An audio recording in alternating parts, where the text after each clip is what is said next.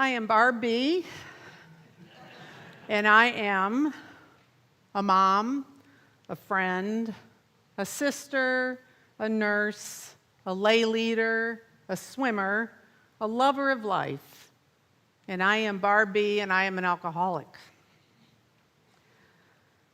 Sitting on the shore, half asleep, negative mind, trapped in a bottle, self on self.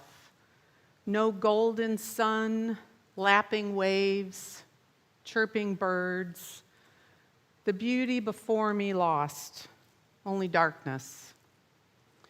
Then, a divine whisper, wake up, there is hope. Come on in, the water's fine. Out of the shadows into the sun, I enter the waters of life. July 15th of 2010 was one of the darkest days of my life, but with the help of my recovery community and UUCA, I have journeyed through a life half-lived to embracing the waters of a whole, fulfilling, and enriched life. It took time, patience, relying on others, prayer, gratitude, and vulnerability, all worth the journey.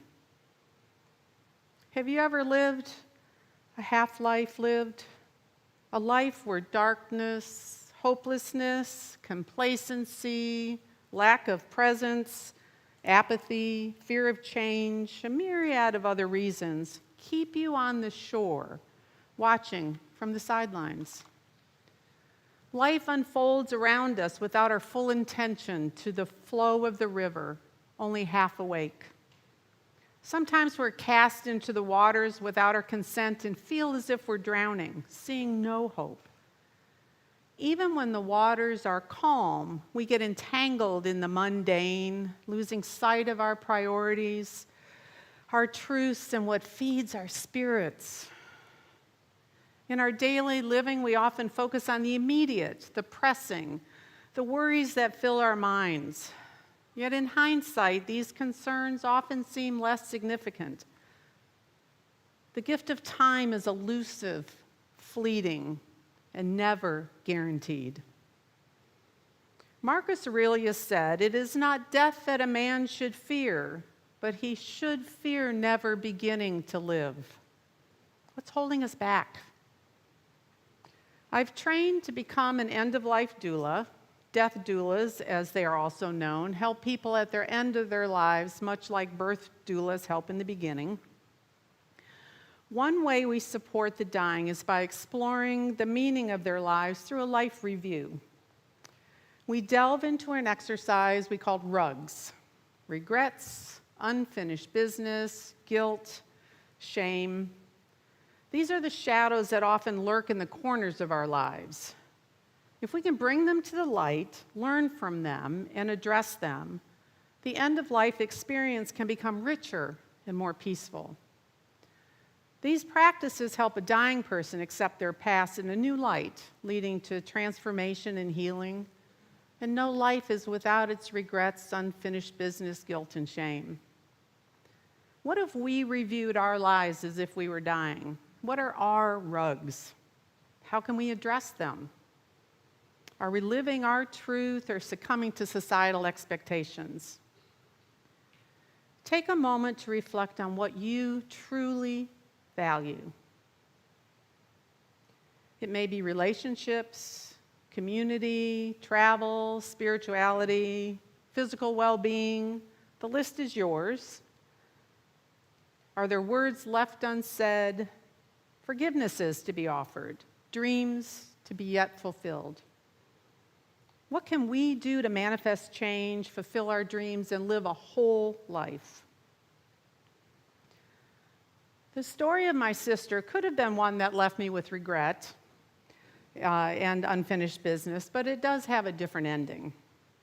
She had a habit of cutting me out of her life. The reasons often seem trivial. Once I was late for dinner, and she didn't speak to me for a year. If I didn't meet her expectations, she would seize all communication. Over the years, I always reached out to mend the waters, But in 2015, she cut me off again. This time I didn't plan on being the peacekeeper. I told myself that if she died, it would be okay with this lack of relationship, and I truly believed it.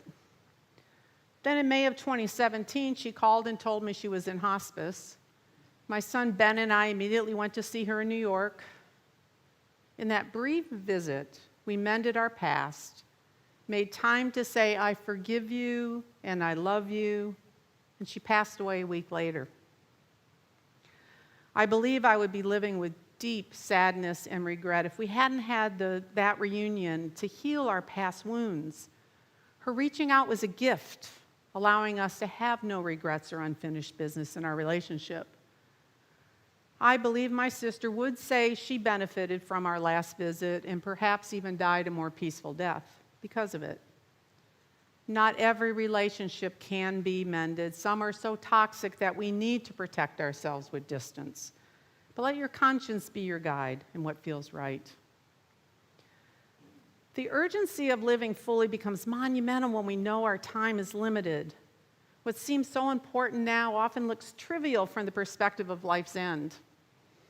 I'm fairly certain, if I'm on my deathbed, I'll not be thinking, oh, I wish I would have worked more, bought more stuff, surfed the internet a little more, was on my cell phone more, spent less time with loved ones. I'm more likely to wish I had said, I love you more often, offered more apologies, found forgiveness, retired earlier, traveled more, connected more deeply with family and friends, listened more, talked less, gotten to know you better, enjoyed what I had instead of mourning what I didn't, and been more present with those that I love. We get so caught up in our daily lives that we lose sight of what's really important to us. Find your truth and live it. As Gibran wrote, half a life is a life you didn't live, a word you have not said, a smile you postponed, a friendship you did not know. In her book, Bird by Bird, Anne Lamott tells a story of her brother. 30 years ago, my older brother, who was 10 years old at the time, was trying to get a report on birds written that he had had 3 months to write. It was due the next day. We were out at our family's cabin in Bolinas, and he was at the kitchen table, close to tears, surrounded by binder paper and pencils and unopened books on birds, immobilized by the hugeness of the task ahead. Then my father sat down beside him, put his arm around my brother's shoulder, and said, "Bird by bird, buddy. Just take it bird by bird." And what a wonderful approach. I use this method in my everyday life, tackling tasks, ideas, and problems to be resolved, breaking them into little manageable pieces. It's especially important in times of hardship when I have been thrown in the river, when life's issues look insurmountable, when there is turmoil and struggle and I'm overwhelmed. If I look at what's right in front of me, take it bird by bird, prayer by prayer, breath by breath, I stay afloat in the turbulent waters. I find gratitude in the mundane and the chaos. I listen to those intuitive thoughts, the divine whispers that can guide me through those waters. To fully embrace life, to live in the present, to embody our values may seem overwhelming, but one day at a time, step by step, bird by bird, we can craft a life that is meaningful, rich, and whole. We each have our way of entering the waters of our lives. Some of us wade in slowly. Some of us dive in head first. The point is, get wet. Immerse yourself wholly. Say yes to life. Observation without action is like going to the gym and staring at the machinery and wondering why I have no muscles. Watching from the sidelines is living half a life. In 2018, I had both hips replaced and feared that life would spiral downward into a series of continuous physical decline. In 2021, on a road trip to Alaska with my sons, despite the breathtaking beauty around me, I felt old and stiff and out of shape. I vowed I'd change that. I started swimming. At first, just a few laps with a lot of breaks, but stroke by stroke, I built up swimming a mile a day, gaining strength and endurance. Recently, I completed 2 sprint triathlons in which I ran 3 miles, cycled 12, and swam a third of a mile in a river, bird by bird.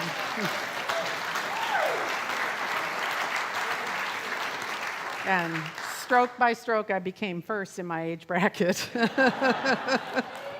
Helps when you're this age. But rivers are not the only waters in which we can swim. We can also swim in the waters of community. Building relationships and fostering a sense of community are vital to being active participants in life. When I was considering titles for this sermon, one of them was From Basement to Pulpit.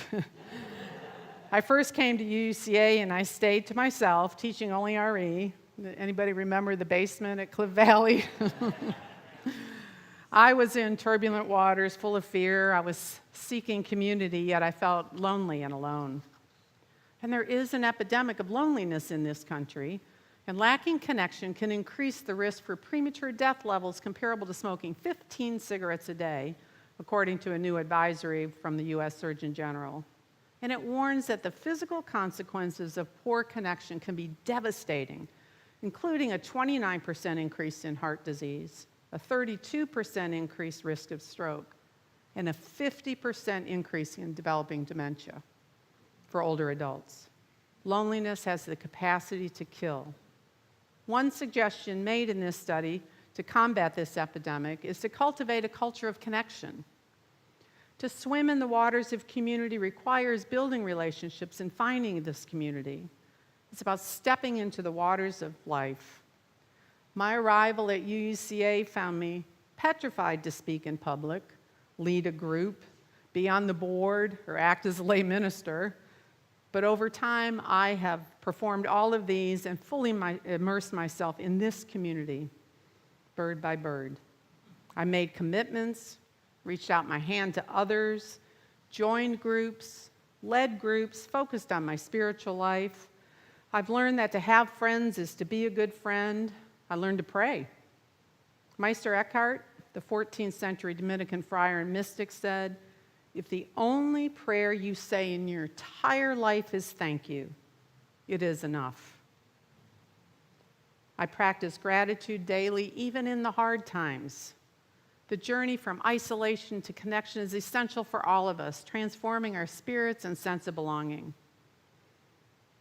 If you are sitting on the sidelines of this community, come on in. The water's fine. If you're already in the water, thank you. We need each and every one of you to strengthen this community, help us our commitment to justice and change and love. These are hard times and they can often seem hopeless. If you are thrown into the waters without your consent, let us be your lifeboat. If your waters are calm, get involved, take that commitment, use your voice, share your time, your talent, your treasures. It takes courage and vulnerability to rise up out of our lethargy, complacency, and fears that may be blocking connection. But together, we can help each other navigate the waters of life. From Gibran, what makes you a stranger to them closest to you, and they strangers to you, the half is a mere moment of inability. But you are able, for you are not half a being, you are a whole that exists to live a life, not half a life.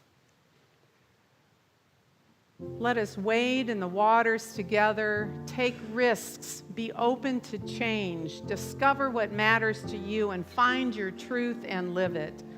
Find gratitude where you think there is none. Perhaps learn to pray. Reach out to others. Bird by bird, commitment by commitment, step by step, stroke by stroke, you can create a whole and meaningful life for yourself.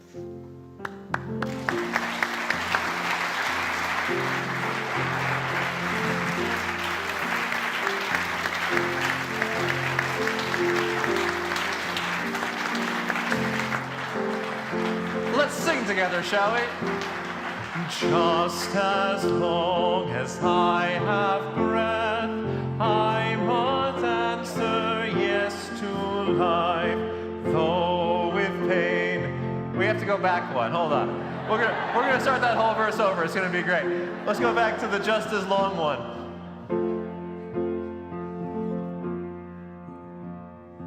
It's a beautiful blue screen. Yeah, it's lovely.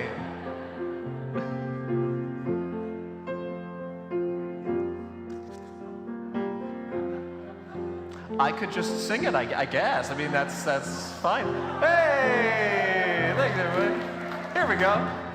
Just as long as I have breath, I must answer yes to life. Though with pain I made my way, still with hope I meet each day. If they ask what I did well, tell them I said yes to life.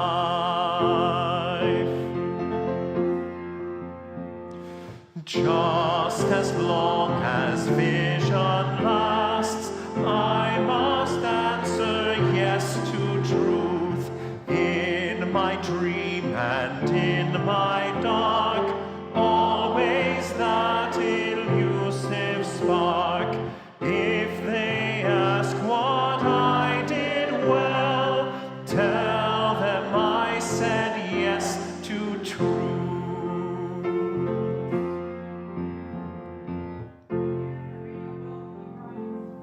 Have not grown old, and it is not too late to dive into your increasing depths where life calmly gives out its own secret.